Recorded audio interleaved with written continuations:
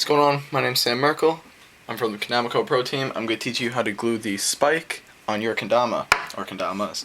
Now what you're going to need is you're going to need kendamas, you're going to need some paper.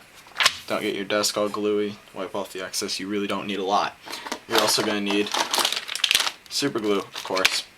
And you're going to need a paper clip, if I can find one. In case you got that old crusty super glue on an old one. I suggest opening a new one, but an old one is always good. You can get your use of it.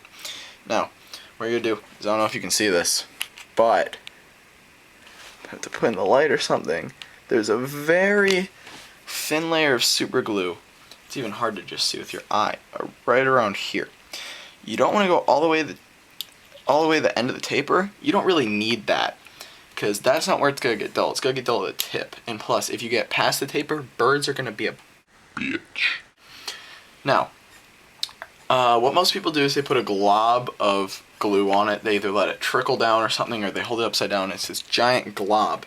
Now, you don't want to do that, because what happened is that glob is going to break down and your glue is going to dull faster than your spike. In a day, you're going to need to reglue it. Now what I do is you leave a very light amount of super glue. You can do this a couple times, and what it does is it sinks into your wood and it makes it that much harder. It makes it more dense, fills the cracks. It's a lot better than how it was before, and it's a lot better than putting a glob on it. Now, I'm going to teach you how to do that. What you do is you take your super glue, and mine ripped because I glued the package. I have a ton of super glue right here. See where it got ripped, and I don't know where there's stuff. This is not my hair. Anyway, so you have your super glue. I have my old one. I kind of like my old one because it produces a lot less super glue. What you're going to do is, I don't know if you can see this or what,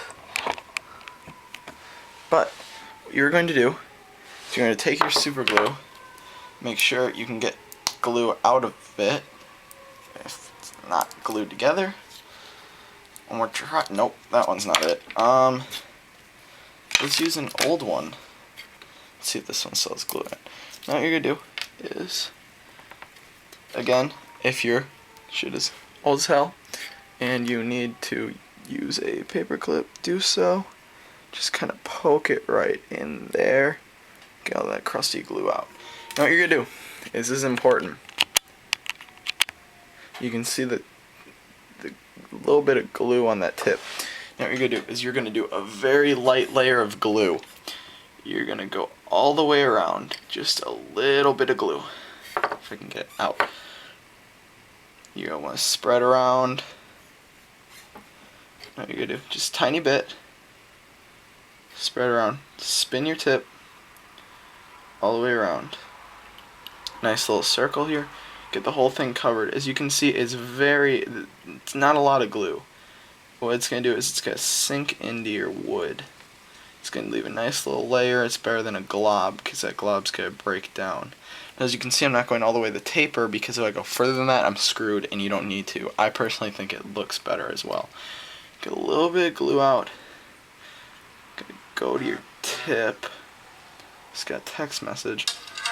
Get down to your tip. Don't let it glob up on your tip. If it globs up, then I already told you it's going to break down. Now you want to get a little excess off on the paper.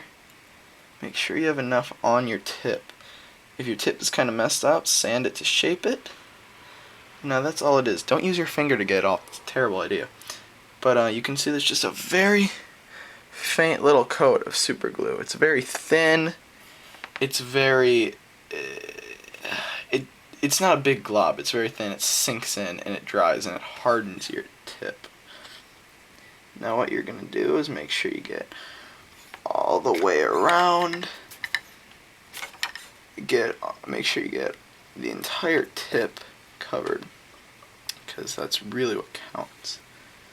Now you can see nice little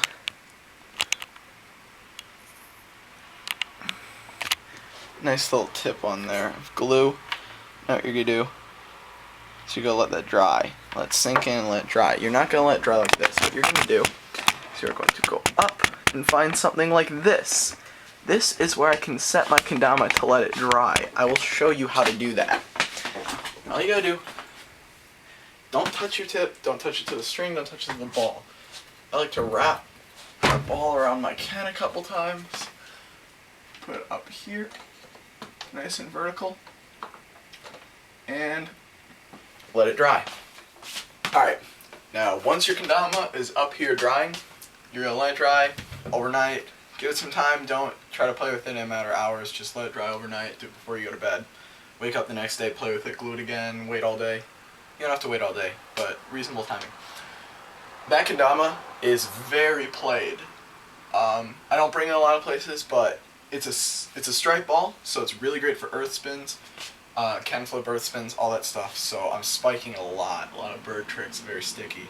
It's a Sourmash custom Rasta, the shit. Fantastic damas. But I play with this dama a ton. You can see the tip looks almost brand new. Some glue is coming off the tip at the end, that's why I re-glued it, but this is the best method in my opinion to glue your tip, because it will harden, it'll be great, it will not wear down at all, and you don't have to do it very frequently, but I do suggest doing so. It's going to turn out great. My name is Sam from the KendamaCo Pro Team, and that is how to glue the tip on your kendama. Happy damaing.